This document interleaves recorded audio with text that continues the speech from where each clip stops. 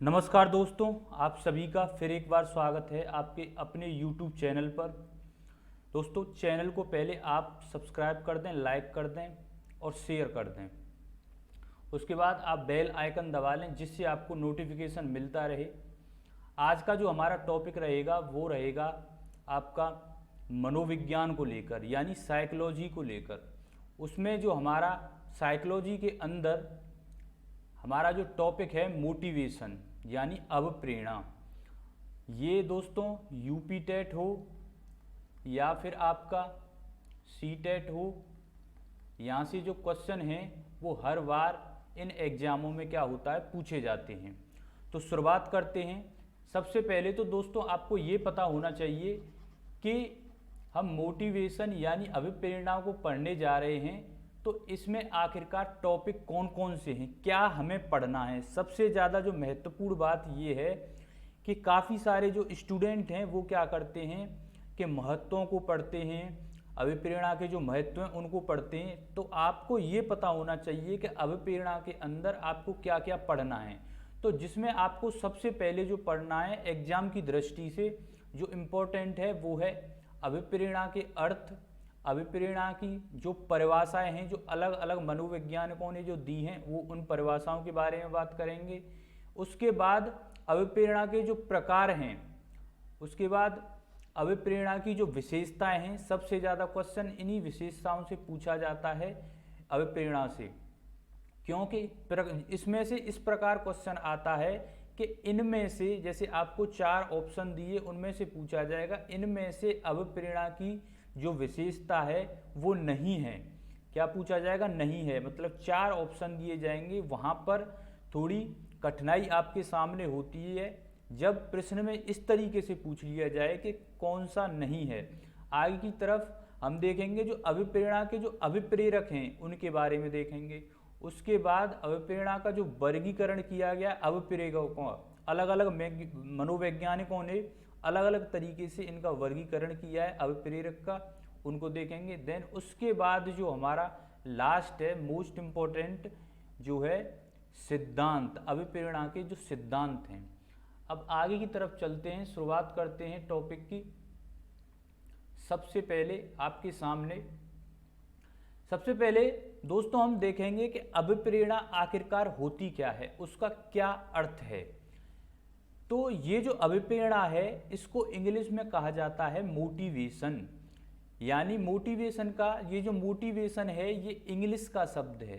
Question आपका एक यहीं से बन जाता है, जो मोटिवेशन जो शब्द है वो दोस्तों किसका शब्द है। तो जो मोटिवेशन है वो इंग्लिश का शब्द है। किसका शब्द है? इंग्लिश का।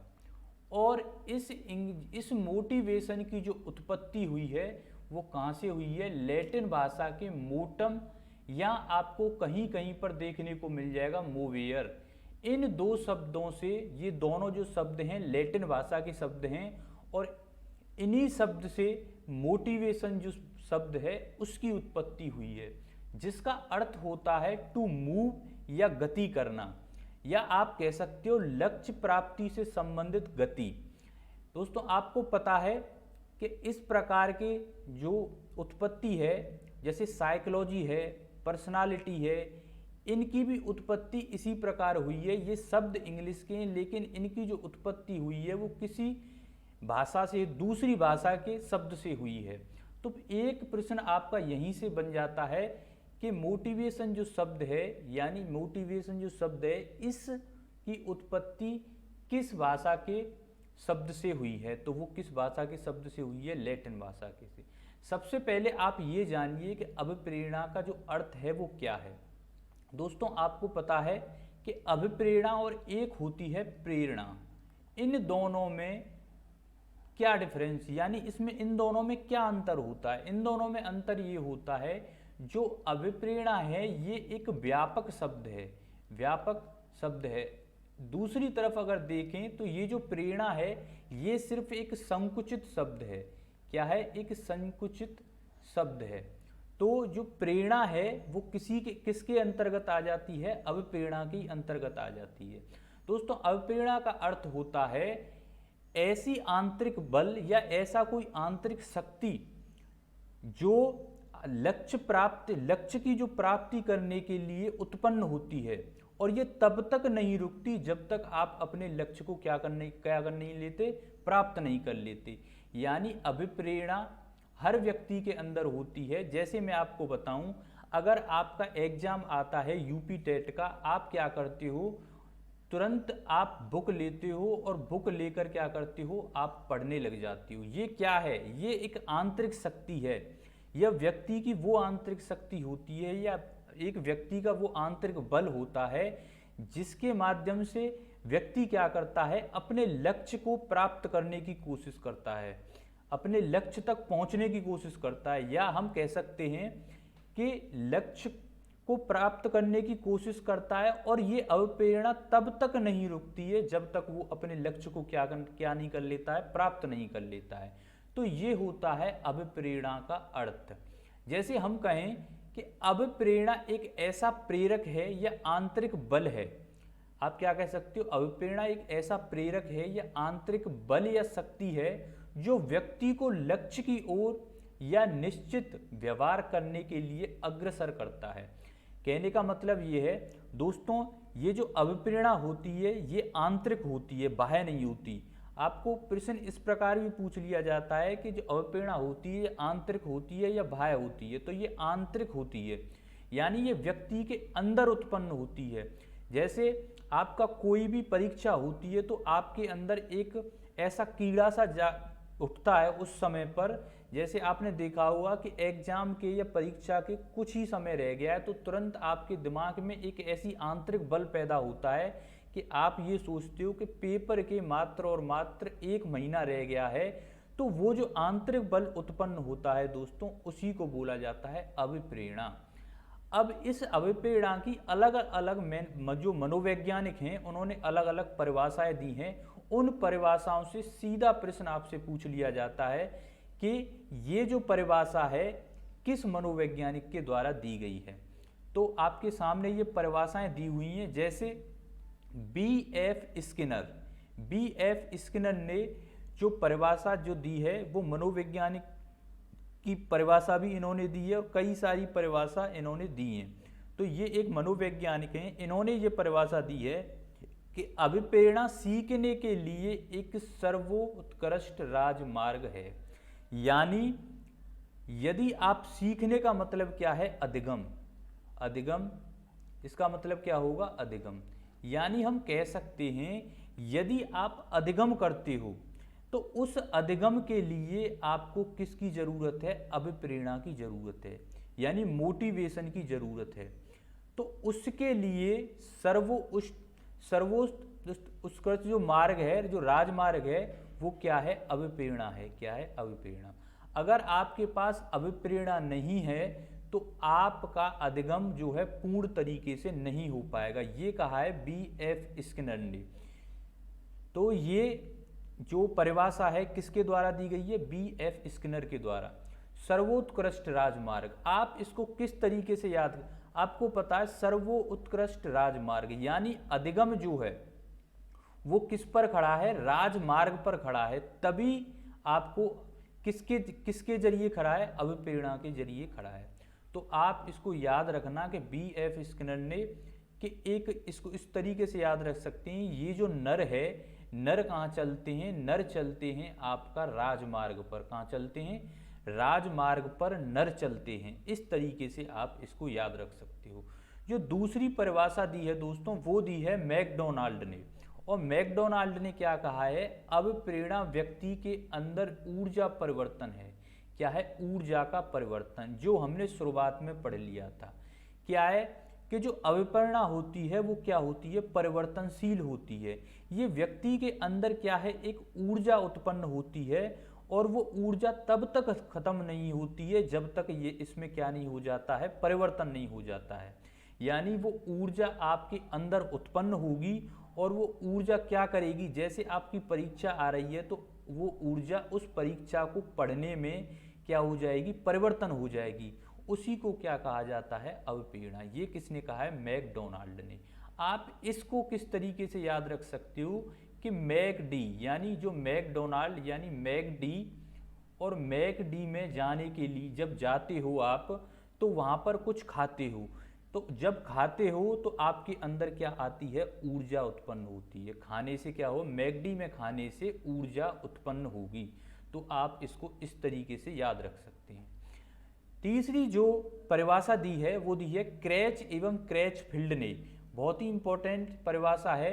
अवप्रेरणा हमारे क्यों का उत्तर देती है।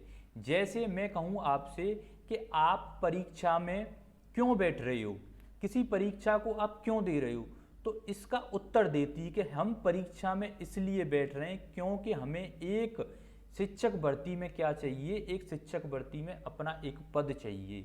तो ये किसका उत्तर देती है, क्यों का, कि आप क्यों परीक्षा दे रहे हो। तो ये जो है देखो यहाँ पे क्रैच क्या है, 2 बार आ रहा है, क्रैच एवं क्रैच 2 बार, तो क्यों 2 बार आ रहा है यहाँ पर। तो इस तरीके से आप इस परिभाषा को याद रख सकते हैं। अगली जो परिभाषा दी है वो दी है गुड ने। गुड ने ये भी एक मनोवैज्ञानिक हैं। इन्होंने क्या दी थी, अवप्रेरणा किसी कार्य को आरंभ करने, पहली बात क्या है, किसी कार्य को आरंभ करने, दूसरी बात है जारी रखने एवं उसी कार्य को निरंतर रखने की प्रक्रिया है या प्रवृत्ति है। यानी हम कह सकते हैं यदि आपने कोई कार्य की शुरुआत की, किसी कार्य की शुरुआत की है और वो कार्य आरंभ किया है आपने, और आरंभ करके वो कार्य आपने क्या कर दिया, छोड़ दिया है, तो वो कार्य अच्छा कार्य नहीं है, तब तक अच्छा कार्य नहीं है। पहले आप कार्य को आरंभ करोगे, आरंभ करने के बाद आप उसको जारी रखोगे, और यदि आपने जारी रखकर ये कार्य छोड़ दिया तब भी ये अच्छा कार्य नहीं है। आरंभ करने के बाद उस कार्य को आपको जारी रखना है, जारी रखने के बाद उस कार्य पर आपको क्या रखना है, नियंत्रण रखना है, तब ये जो कार्य है एक अच्छा कार्य माना जाएगा। पहले उस कार्य को आपको क्या रखना है, आरंभ रखना है, फिर जारी रखना है और फिर नियंत्रण रखना है उस पर, तब ये कार्य क्या माना जाएगा, एक अच्छा कार्य माना जाएगा। आगे दिया हुआ है गिलफोर्ड की परिभाषा। गिलफोर्ड ने एक परिभाषा दी है, अवप्रेरणा आंतरिक शक्ति की एक दशा है। तो ये किसने दी है, गिलफोर्ड ने। गिलफोर्ड महोदय जो एक वैज्ञानिक मनोवैज्ञानिक हैं, उन्होंने ये परिभाषा दी है आंतरिक शक्ति। तो गिलफोर्ड ने क्या है कि जो अवप्रेरणा है वो क्या है, एक आंतरिक शक्ति है। ये मैं आपको शुरुआत में ही बता चुका हूँ कि अवप्रेरणा क्या है, एक आंतरिक शक्ति है जो अपने लक्ष्य तक पहुँचने के लिए क्या है, तब तक ये खत्म नहीं होती जो व्यक्ति क्या है अपने लक्ष्य तक नहीं पहुँच जाता। ये एक निश्चित व्यवहार को, व्यक्ति का जो व्यवहार है उसमें एक निश्चितता लाती है, और उस निश्चितता के लाने के लिए व्यक्ति का जो व्यवहार है, तब तक व्यवहार उसका परिवर्तन नहीं हो जाता व्यवहार में, तब तक ये क्या रहती है, अवप्रेरणा खत्म नहीं होती है। तो ये था आपका अवप्रेरणा का अर्थ और अवप्रेरणा की क्या थी परिभाषाएं। अब आगे देखते हैं आगे हमारा क्या है। तो अगला हमारा जो टॉपिक है अवप्रेरणा के अंतर्गत वो है हमारा अवप्रेरणा के प्रकार। तो अभिप्रेरणा के कितने प्रकार होते हैं दोस्तों, अभिप्रेरणा के अंदर 2 प्रकार होते हैं। पहला प्रकार होता है सकारात्मक अभिप्रेरणा, या इसी को बोलते हैं आंतरिक अभिप्रेरणा।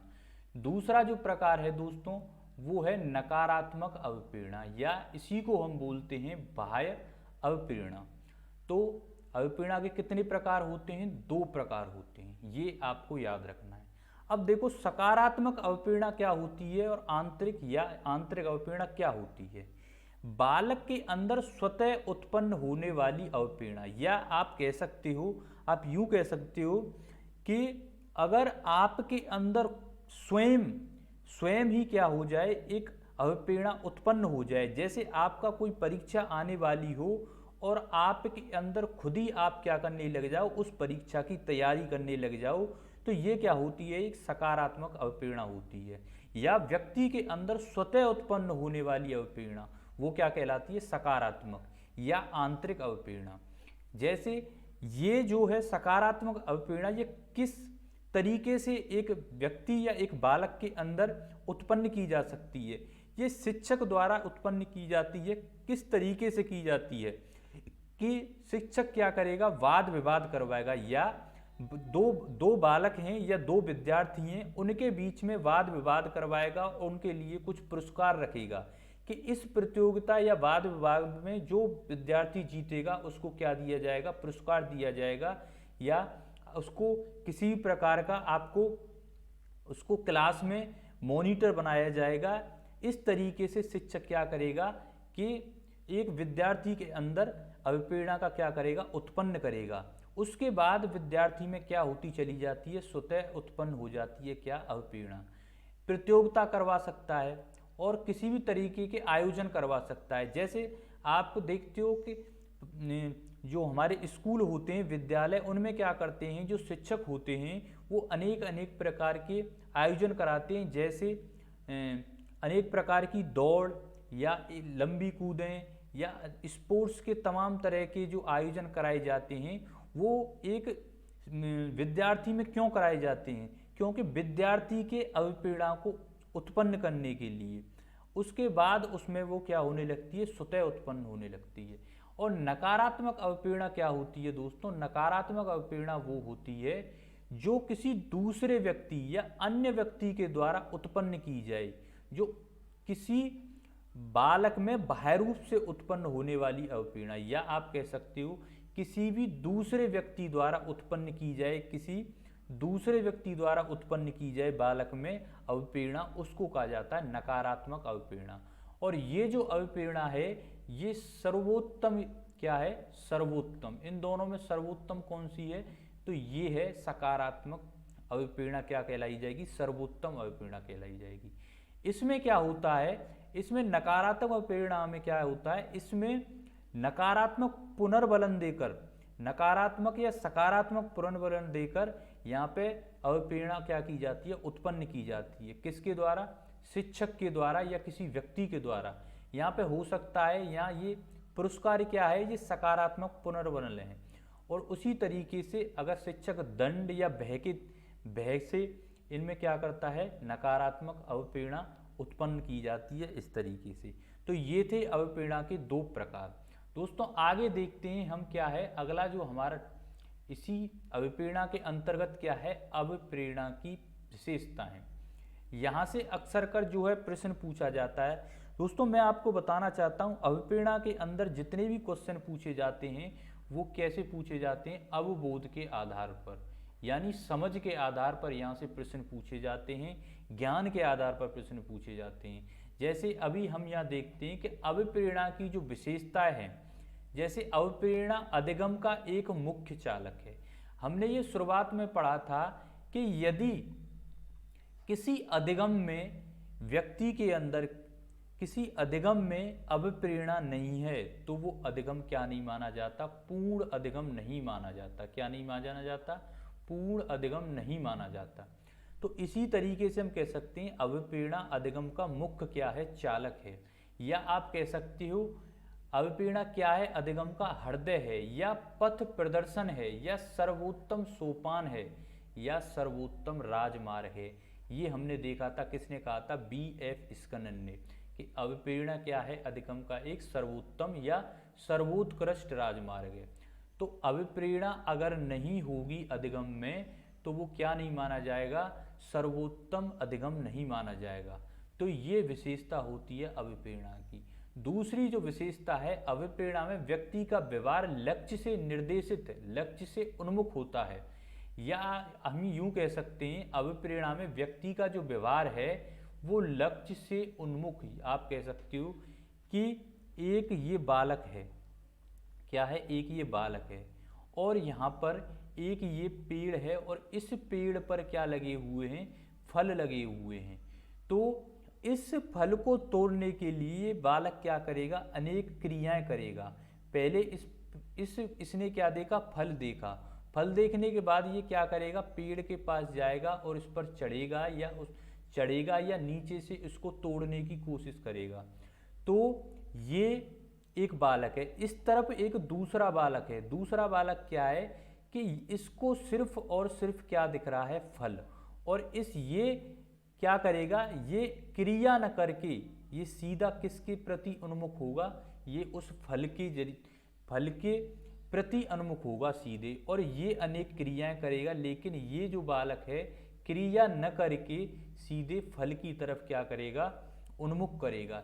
यानी ये जो अभिप्रेरणा है ये क्या सिखाती है, ये व्यक्ति के व्यवहार में क्या निर्देशित, ये एक लक्ष्य को निर्देशित करती है, लेकिन लक्ष्य से सीधे उन्मुख। यानी मैं आपसे कहूँ कि अर्जुन जो था, जब अर्जुन का जो स्वयंवर हो रहा था तो उस समय क्या हुआ था कि उसका जो लक्ष्य था वो क्या थी, मछली, और उस मछली में भी उसका एक उन्मुख लक्ष्य का जो उन्मुख था वो क्या था, मछली की आंख। मछली को नहीं देख रहा था, वो किसको देख रहा था, उसकी आंख को। तो इस तरीके से जो अभिप्रेरणा है वो सीधे व्यक्ति के व्यवहार से क्या होती है, उन्मुख होती है। आगे जो नेक्स्ट विशेषता, जो आगे जो विशेषता दी हुई है वो अभिप्रेरित व्यक्ति में क्या होती है, निरंतरता होती है। क्या होती है, निरंतरता।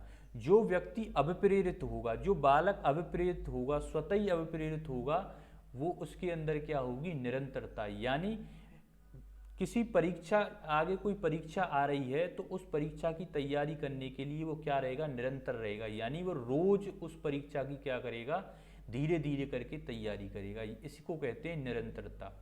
आगे है अभिप्रेरणा व्यक्ति में ऊर्जा परिवर्तन लाती है। ऊर्जा परिवर्तन का मतलब क्या है, ऊर्जा परिवर्तन ये हमने पढ़ भी लिया है पहले कि अभिप्रेरणा व्यक्ति में क्या करती है, ऊर्जा परिवर्तन लाती है। यानी हम यूं कह सकते हैं कि परिवर्तन किस तरीके से, कि ऊर्जा परिवर्तन होता है, एक एनर्जी जो है या हम ऊर्जा जो है वो कन्वर्ट होती है एक जगह से दूसरी जगह। जैसे हमने क्या किया कि हमने किसी परीक्षा की तैयारी शुरू करना, हमने क्या किया, शुरुआत की किसी परीक्षा की तैयारी करने की। अब ये जो तैयारी है हमें कहाँ पहुँचाएगी, हमें उस नौकरी तक पहुँचाएगी। तो इस तरीके से क्या होती है, अभिप्रेरणा व्यक्ति में ऊर्जा परिवर्तन लाती है।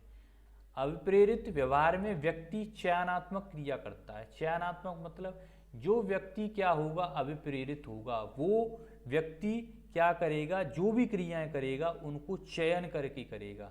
जैसे कोई भी व्यक्ति अगर परीक्षा की तैयारी कर रहा है तो वो क्या करेगा, चयन करके उन क्रियाओं को करेगा, उस अपने लक्ष्य तक पहुंचने के लिए क्या करेगा, चयन करेगा। आगे अभिप्रेरणा में भावनात्मक पक्ष है वो अत्यधिक उग्र हो जाता है। जैसे मैं कहूँ, जो व्यक्ति अभिप्रेरित है वो अपने कार्य पर क्या है, एकदम अपने कार्य पे कंसंट्रेट रखे हुआ है। जैसे मान के चलिए आप पढ़ रहे हो और पढ़ते समय यदि आपके परिवार में से कोई व्यक्ति आपसे ये कह दे कि ये जो काम है बाहर का, अगर कोई काम दे दिया जाए तो आप क्या हो जाते हो, उस समय उग्र हो जाते हो कि मैं इस कार्य को नहीं कर सकता। क्यों नहीं कर सकता, क्योंकि मैं पढ़ रहा हूँ। तो जब जिस व्यक्ति के अंदर क्या होती है, अभिप्रेरणा, उस व्यक्ति में जो उसका जो भावनात्मक पक्ष है वो क्या हो जाता है, अत्यधिक उग्र हो जाता है। इसका मतलब ये है। आगे हम देखेंगे अभिप्रेरक जो हैं उनका जो वर्गीकरण किया गया है, अभिप्रेरकों का वर्गीकरण किया गया है, और उनका वर्गीकरण अनेक मनोवैज्ञानिकों ने अलग अलग तरीके से किया है। उसको देखेंगे किस तरीके से किया है।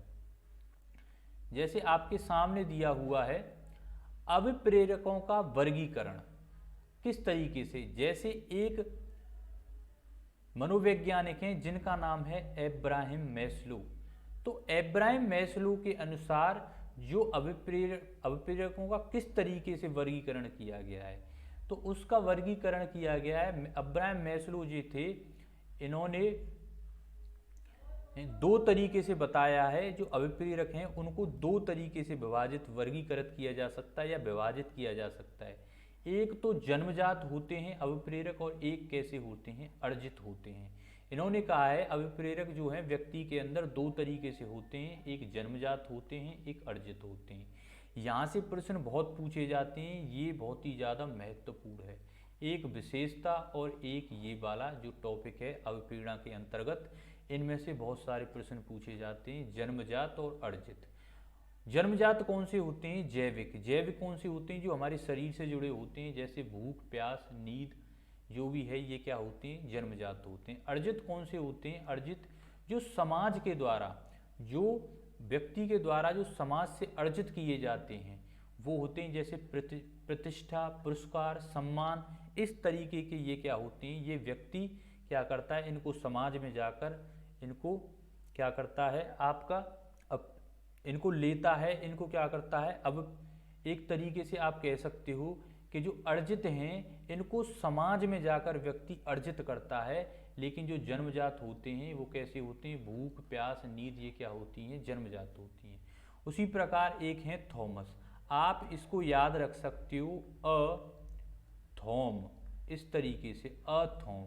तो अ ने जो अब्राम है उसने जन्मजात और अर्जित, और थॉमस के अनुसार इसको किस तरीके से बांटा गया है, स्वाभाविक और कृत्रिम। स्वाभाविक कैसा होता है, नैसर्गिक। नैसर्गिक का मतलब स्वाभाविक, कि एक थॉमस ने जो अभिप्रेरकों का जो वर्गीकरण किया है कि एक दो व्यक्ति का क्या होता है स्वाभाविक, उसका जो स्वभाव है उस तरीके से। एक होता है कृत्रिम, और कृत्रिम कैसा होता है, वो समाज के द्वारा, समाज में रहकर और समाज के जरिए सीखा जाता है। जैसे दंड, पुरस्कार, सम्मान, ये सारी चीज़ें क्या हैं, ये व्यक्ति समाज में जाकर सीखता है, इनको कृत्रिम अभिप्रेरक कहा जाता है। और जो स्वाभाविक होता है, जैसे जैविक, स्वाभाविक कैसा होता है, स्वाभाविक या नैसर्गिक या जैविक, ये किस तरीके से होता है कि ये जन्मजात होता है, यानी जो जीवन से जुड़ा होता है, खेलना, सुख प्राप्त करना, हर व्यक्ति चाहता है कि मैं सुख प्राप्त करूं। तो ये थॉमस के अनुसार वर्गीकृत किया गया है, स्वाभाविक और नैसर्गिक या कृत्रिम। गैरेट के अनुसार 3 प्रकार से अभिप्रेरकों को वर्गीकरण किया गया है, जैविक, मनोवैज्ञानिक और सामाजिक। जैविक, मनोवैज्ञानिक और सामाजिक। जैविक क्या होता है, जैविक देखो आपको पता है, आपने पढ़ा है मूल प्रवृत्ति, और मूल प्रवृत्ति क्या होती है, व्यक्ति की जन्मजात होती हैं। भय, क्रोध, प्रेम, ये तीनों व्यक्ति में क्या होती हैं, जैविक, यानी ये जन्मजात होती हैं। और मनोवैज्ञानिक यानी रचनात्मक, चिंतन, यानी मनोवैज्ञानिक आप क्या कह सकते हो, जो व्यक्ति रचनाओं के द्वारा सीखता है, उससे जैसे चिंतन है, कुंठा है आपका, इस तरीके की जो चीज़ें ये क्या होती हैं, मनोवैज्ञानिक। तीसरा है आपका सामाजिक, ये हमने शुरुआत में ही पढ़ लिया। तो 3 तरीके से गैरेट महोदय ने इनको अभिप्रेरकों को वर्गीकृत किया है। उसके बाद जो हमारे अगले हैं वो हैं वुडवर्थ के अनुसार। वुडवर्थ ने इनको 3 भागों में वर्गीकृत किया है, आंगिक, आपात और वस्तु संबंधी। तो आपको इनको रटना ही है, क्योंकि यहाँ से प्रश्न आपके बार बार पूछे जाते हैं। अगर प्रश्न पूछा जाएगा अभिप्रेरणा के अंतर्गत से, तो वो या तो विशेषताओं से पूछा जाएगा या अभिप्रेरकों का वर्गीकरण से। फिर उसके बाद जो आपसे प्रश्न पूछा जाएगा वो पूछा जाता है सिद्धांतों से। तो ये हमने देखा अभिप्रेरकों का जो वर्गीकरण है वो किस तरीके से किया गया है। आगे देखते हैं दोस्तों, हम आगे जो है अभिप्रेरकों के चक्र या स्रोत या संगठन। तो यहाँ पे हमें देखना है अभिप्रेरणा के 4 चक्र होते हैं। मुख्य रूप से कितने चक्र होते हैं, 4 चक्र होते हैं या स्रोत होते हैं। जैसे हम देखें इनको, सबसे पहले जो स्रोत होगा वो होगा आवश्यकता। दूसरा जो होगा वो होगा अंतर्नोद, या इसी को हम कह सकते हैं चालक या ड्राइव। उसके बाद है प्रोत्साहन, या इसी को हम कह सकते हैं उद्दीपक या इंसेंटिव। और जो आखिरी है हमारा वो है अभिप्रेरक। अब हम देखते हैं कि ये होता क्या है। दोस्तों सबसे पहले व्यक्ति के अंदर क्या उत्पन्न होता है, आवश्यकता उत्पन्न होती है। जब व्यक्ति के अंदर आवश्यकता उत्पन्न होगी उसके बाद क्या होगा, उसके बाद जो होता है जन्म होता है चालक का। जैसे अभिप्रेरणा में आवश्यकता का ये जो आवश्यकता है वो क्या है, प्रथम चक्र है या प्रथम चक्र। जैसे आवश्यकता में 2 अभिप्रेरक होते हैं, इसके आवश्यकता के अंदर भी क्या होते हैं, 2 अभिप्रेरक होते हैं। पहला जैविक आवश्यकता और दूसरी आवश्यकता व्यक्ति की कौन सी होती है, मनोसामाजिक। या जैविक कौन सी होती है, जो हमारे जीवन से जुड़ी होती है, जो हमारे देहिक यानी मन, जो हमारे शरीर से जुड़ी होती है। भूख, प्यास, नींद, काम, ये सारी क्या हैं, हमारे जो शरीर से जुड़ी होती हैं उन्हें बोलते हैं जैविक आवश्यकता अभिप्रेरक। और दूसरी जो समाज से जुड़ी हुई होती हैं। दूसरा होता है अंतर्नोद। अंतर्नोद इसी को क्या कह सकते हैं, चालक, या इसका जो जन्म है वो कहाँ से उत्पन्न होता है, वो आवश्यकता से इसका जो जन्म है वो होता है। अंतर्नोद आवश्यकता से संबंध उद्देश्य प्राप्ति हेतु व्यवहारात्मक क्रियाकलाप है, जो लक्ष्य प्राप्ति तक आवश्यकता की पूर्ति हेतु नियमित क्रियाशील रहता है। इसको अभी हम समझेंगे। आगे क्या होता है, प्रोत्साहन यानी उद्दीपक, इसी को हम कहते हैं इंसेंटिव। प्रोत्साहन अभिप्रेरणा चक्र के अंतर्गत अंतिम चक्र है, जिसमें लक्ष्य प्राप्ति के व्यवहार उपरांत लक्ष्य का प्राप्त होना प्रोत्साहन कहलाता है। प्रोत्साहन आवश्यकता और अंतर्नोद में कमी को कहा जाता है। प्रोत्साहन किसको कहा जाता है, आवश्यकता और अंतर्नोद में कमी को कहा जाता है। अब इनको समझते हैं किस तरीके से कि ये होते क्या हैं। अब इनको देखते हैं। जैसे मान के चलिए ये एक व्यक्ति है और इस व्यक्ति को क्या लग रही है, भूख लग रही है, और इसके सामने क्या रखा हुआ है, भोजन। क्या रखा हुआ है दोस्तों, भोजन। तो ये जो व्यक्ति है इस भोजन को प्राप्त करने के लिए सबसे पहले इसके क्या होगी, आवश्यकता होगी। किसकी आवश्यकता होगी, भोजन की आवश्यकता होगी। इसे व्यक्ति को किसकी आवश्यकता होगी, भोजन की। तो भोजन क्या कहलाया जाएगा यहाँ पे, आवश्यकता। उसके बाद क्या होगा, इस भोजन को प्राप्त करने के लिए इसे किसकी जरूरत पड़ेगी, चालक की जरूरत पड़ेगी। किसकी, चालक की। जैसे हम यूं कह सकते हैं एक व्यक्ति घोड़े पर चालक है, तो वहां पर चालक घोड़ा न होकर कौन है, व्यक्ति है। वहां पर कौन है, वहां पर चालक, व्यक्ति वहां पर चालक है। यानी तो अब इसको चलाने के लिए व्यक्ति के अंदर क्या उत्पन्न होती है, भूख उत्पन्न होती है। ये भूख ही क्या कहलाती है, चालक। ये व्यक्ति को क्या करती है, चलाती है। यानी सबसे पहले व्यक्ति के अंदर क्या है, जो क्रिया करेगा वो किसके लिए करेगा, आवश्यकता के लिए। आवश्यकता उसे किस चीज की है, भोजन की आवश्यकता है। इस भोजन की प्राप्ति के बाद व्यक्ति क्या करेगा, अपनी भूख जो है उसको क्या करेगा, समाप्त करेगा। तो वो क्या है, भूख क्या है, यहाँ पर चालक है। और जब ये प्राप्त हो जाएगा तो ये क्या हो जाएगा, यहाँ पर जो प्रोत्साहन है वो क्या है, लक्ष्य। यानी लक्ष्य क्या है, यहाँ पर व्यक्ति का लक्ष्य है। यहाँ पर ये जो यहाँ पर एक तरीके से ये रखे हुए हैं लड्डू, मान के चलिए ये लड्डू रखे हुए हैं, तो ये व्यक्ति का क्या है, लक्ष्य। तो यहाँ पर समझिए आवश्यकता क्या होती है, आवश्यकता होने से व्यक्ति क्रिया करने के लिए प्रेरित होता है।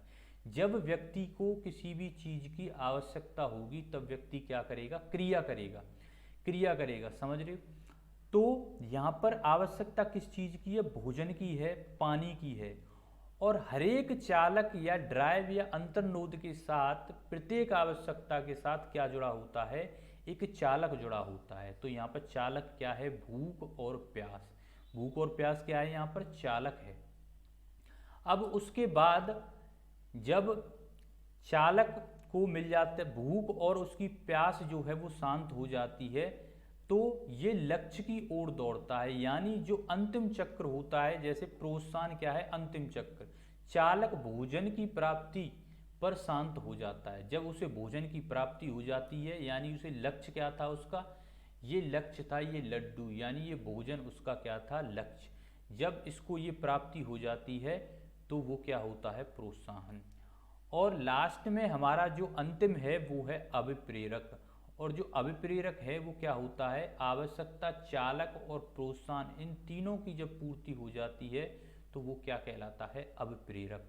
तो दोस्तों हमने देखा सबसे पहले क्या अर्थ था अभिप्रेरणा का, उसके बाद हमने देखा कि क्या परिभाषाएं थी, परिभाषा के बाद हमने देखा अभिप्रेरणा के प्रकार, उसके बाद हमने देखा विशेषताएं, उसके बाद हमने देखा कि अभिप्रेरणा के जो भी अभिप्रेरक हैं वो किस तरीके से उनका वर्गीकरण किया गया है अलग अलग मनोवैज्ञानिकों के द्वारा। उसके बाद हमने देखे कि अभिप्रेरक की जो स्रोत हैं, संगठन हैं, वो किस तरीके से हैं। उसमें हमने देखा आवश्यकता, चालक, प्रोत्साहन और अभिप्रेरक। आज का जो सेशन है दोस्तों वो हम यहीं पर ख़त्म करते हैं और नेक्स्ट सेशन में मिलेंगे हम अभिप्रेरणा के जो सिद्धांत हैं, जो भी महत्वपूर्ण सिद्धांत होंगे उन सभी के बारे में चर्चा करेंगे। अगर आपको वीडियो अच्छा लगा है तो वीडियो को शेयर करें और सब्सक्राइब चैनल को कर लें और ज़्यादा से ज़्यादा वीडियो को लाइक करें। तो आज की इस सेशन को समाप्त करते हैं। धन्यवाद।